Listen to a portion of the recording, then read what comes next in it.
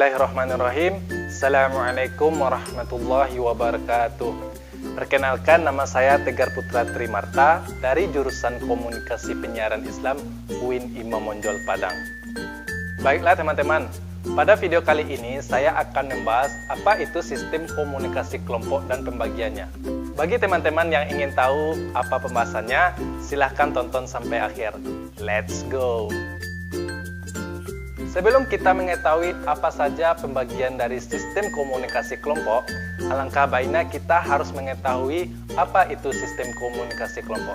Sistem komunikasi kelompok yaitu sebagai pertukaran informasi antara mereka yang memiliki kesamaan hal budaya, linguistik, dan geografi. Sistem komunikasi kelompok terbagi atas 3 bagian. Yang pertama, konformitas. Apa sih konformitas? Konformitas yaitu perubahan perilaku seseorang atau kepercayaan seseorang menuju norma kelompok sebagai akibat tekanan kelompok yang real atau dibayangkan. Yang kedua yaitu fasilitas sosial. Fasilitas berasal dari bahasa Prancis yaitu facile, yang artinya mudah. Fasilitas dapat melancarkan dan meningkatkan kualitas kerja kelompok sehingga pekerjaan yang dilakukannya menjadi lebih mudah. Yang ketiga yaitu polarisasi. Polarisasi ini cenderung lebih ekstrim. Contohnya, apabila kita akan memulai diskusi, pastilah kita akan mendukung tindakan tertentu. Dan apabila diskusi tersebut akan berakhir, pasti kita akan lebih mendukung tindakan tertentu itu. Dan sebaliknya, apabila kita menentang tindakan itu, pasti di akhir dari diskusi tersebut kita akan lebih menentang. Yang kedua yaitu faktor-faktor yang mempengaruhi keefektifan kelompok. Menurut pakar komunikasi Jalaluddin Rahmat meyakini bahwasannya faktor-faktor yang mempengaruhi keefektifan kelompok yaitu yang pertama faktor situasional, yang kedua faktor personal. Yang pertama faktor situasional. Faktor situasional ini terdiri dari 3 bagian. Yang pertama ukuran kelompok. Ukuran kelompok yaitu hubungan antara ukuran kelompok dengan prestasi kerja kelompok bergantung pada tugas apa yang harus kita selesaikan. Tugas tersebut yaitu tugas koaktif dan tugas interaktif. Yang kedua yaitu jaringan kelompok. Jaringan kelompok ini terdapat beberapa tipe jaringan komunikasi, di antaranya tipe Y, tipe roda, tipe rantai, tipe lingkaran, dan tipe bintang. Dalam hubungannya dengan prestasi kelompok, tipe roda menghasilkan produk kelompok tercepat dan terorganisir. Yang ketiga, kohesi kelompok. Kohesi kelompok dapat didefinisikan sebagai kekuatan yang mendorong anggota kelompok agar tidak meninggalkan kelompok tersebut.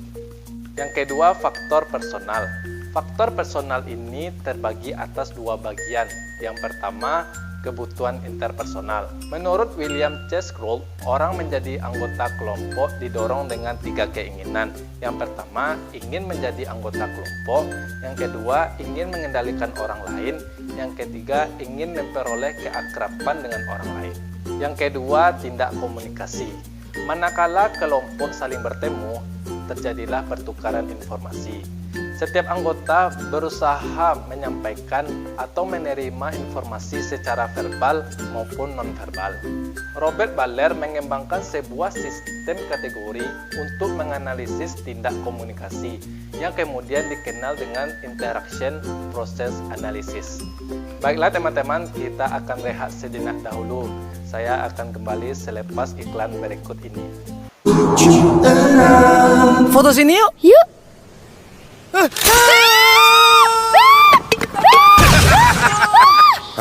Jin, cepetan Jin. Wah, darurat nih. Jin, tolongin cepetan. Ku beri 1 permintaan. Woi, buruan!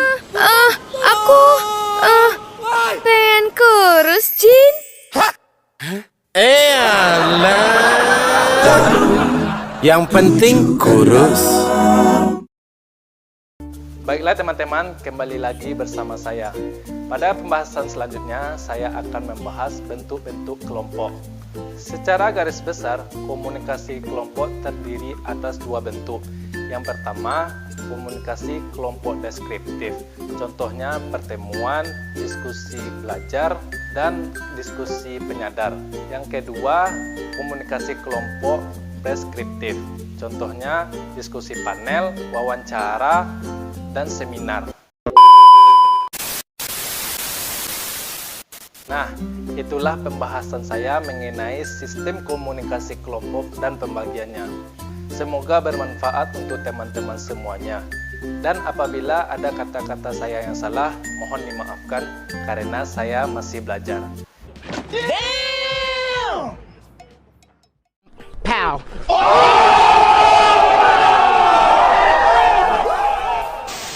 Billahi taufik wal hidayah.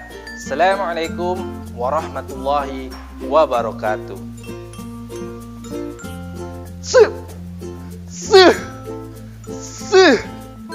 Tak. A few moments later. Perubahan perilaku seseorang atau itu dia.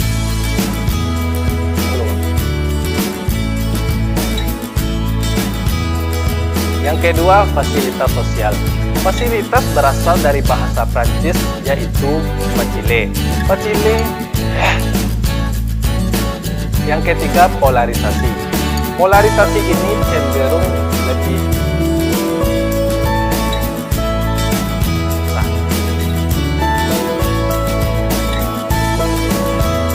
yang pertama tuh. Yang kedua yaitu jaringan kelompok. Jaringan kelompok ini terdapat beberapa.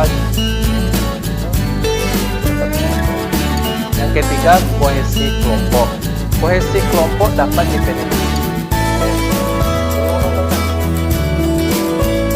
Yang kedua, faktor personal.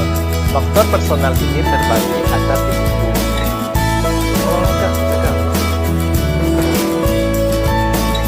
Yang kedua, tidak komunikasi. Manakala anggota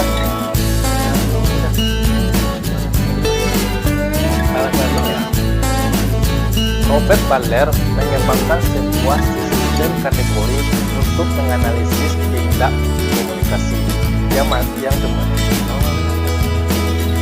Baiklah teman-teman, kita akan rehat sejenak.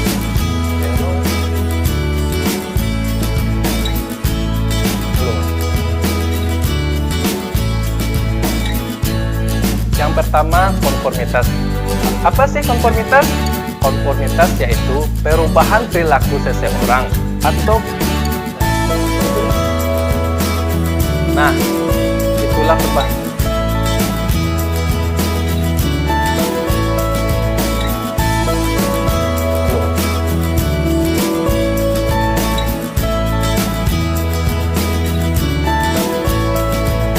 Itulah pembahasan saya mengenai sistem komunikasi kelompok dan pembagiannya. Semoga bermanfaat untuk teman-teman semuanya. Dan apabila